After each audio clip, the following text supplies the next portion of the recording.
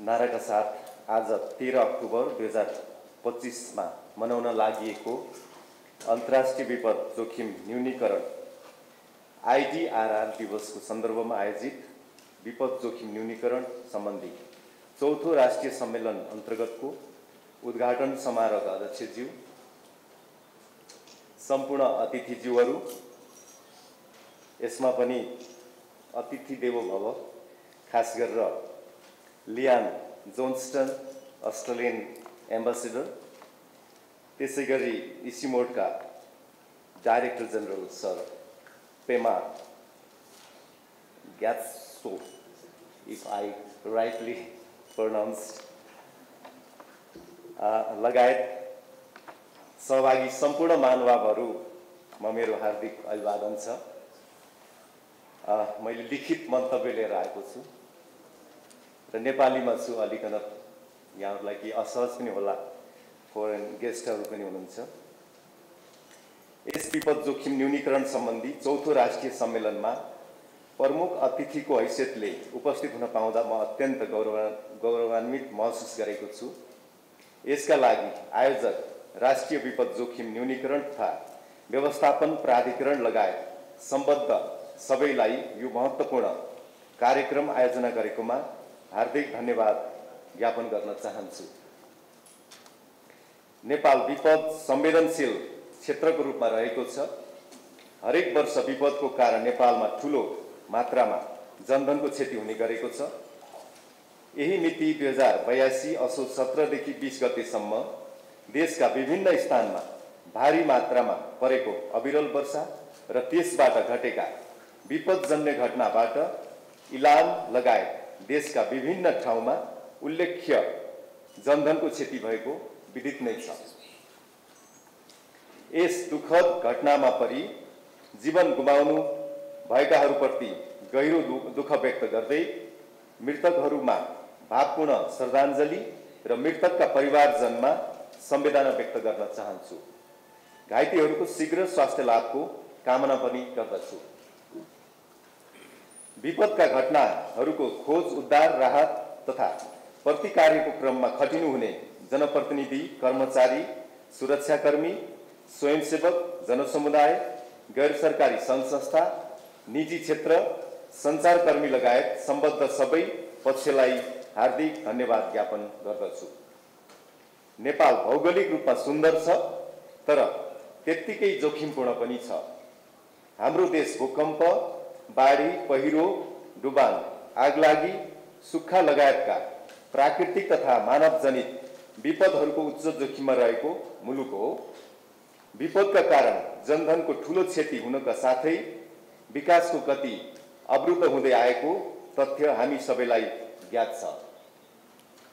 विशेष गरी 2072 सालको विनाशकारी भूकम्प र त्यसपछिका ठूला बाढी पहिरोहरूले हामीलाई विपद पूर्व तयारी र जोखिम न्यूनीकरणको महत्त्व गम्भीर रूपमा बोध गराएका छन्। हामीले विपदलाई प्राकृतिक मात्र नभई सामाजिक, संरचनात्मक र नीतिगत कमजोरीसँग पनि जोडेर हेर्नु आवश्यक छ।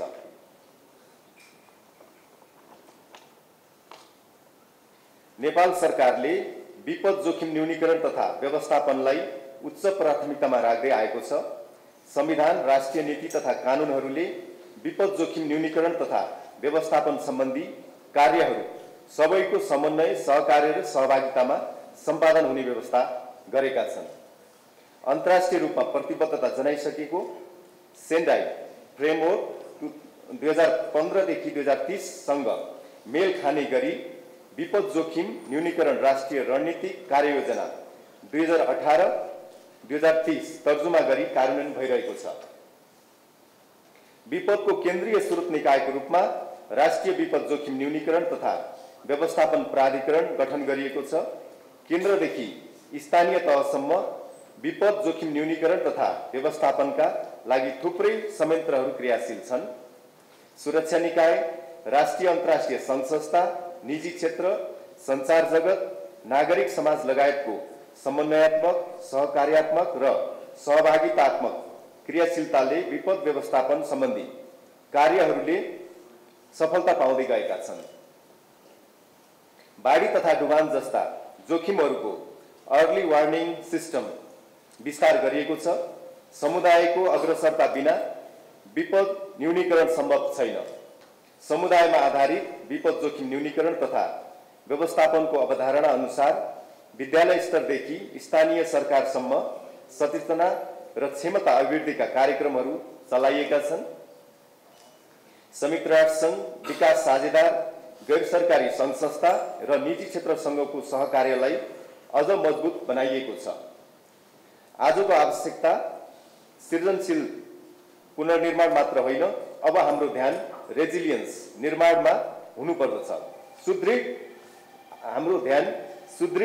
रेजिलियन्स निर्माणमा हुनुपर्छ। यसका लागि हामीले सुरक्षित पूर्वाधार निर्माण, जलवायु परिवर्तन अनुकूल योजना, विपद जोखिम मूल्याङ्कनमा आधारित विकास कार्यहरू र विपद शिक्षालाई औपचारिक तथा अनौपचारिक शिक्षामा समावेश गर्नुपर्दछ। अन्त्यमा विपद न्यूनीकरण सरकारको मात्र काम होइन, सम्पूर्ण राष्ट्रको साझा जिम्मेवारी हो। नीति निर्माणदेखि कार्यान्वयनसम्म, जनसाधारणदेखि प्राविधिक विज्ञसम्म सबैको समन्वय सहकार्य बिना दिगो समाधान सम्भव छैन।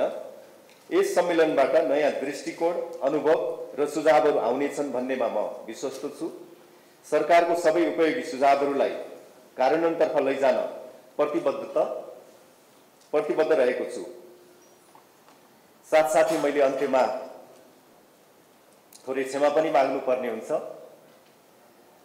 मेरो अरू जिम्मेवारीको कारणले गर्दाखेरि म यहाँहरूसँग पुरा समय साथमा रहेर यहाँहरूको अनुभव, यहाँको छलफलबाट लाभान्वित हुने थिएँ, त्यो एउटा मेरो इच्छा थियो। तर अरू मेरो जिम्मेदारीको कारणले पुरा समय म यहाँ बस्न पाउँदिनँ। त्यसको लागि म सुरुमै यहाँहरूसँग क्षमा याचना गर्न चाहन्छु।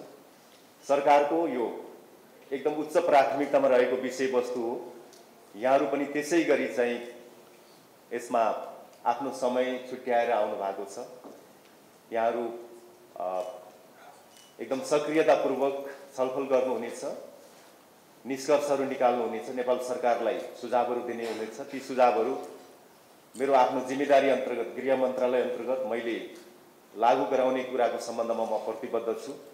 सरकारको उच्च प्राथमिकतामा रहेको कारणले गर्दाखेरि यसको समापनमा मेरो अघि पनि कुरा भएको थियो, ऊर्जा मन्त्री कुलमान घिसिङ आउनुहुनेछ।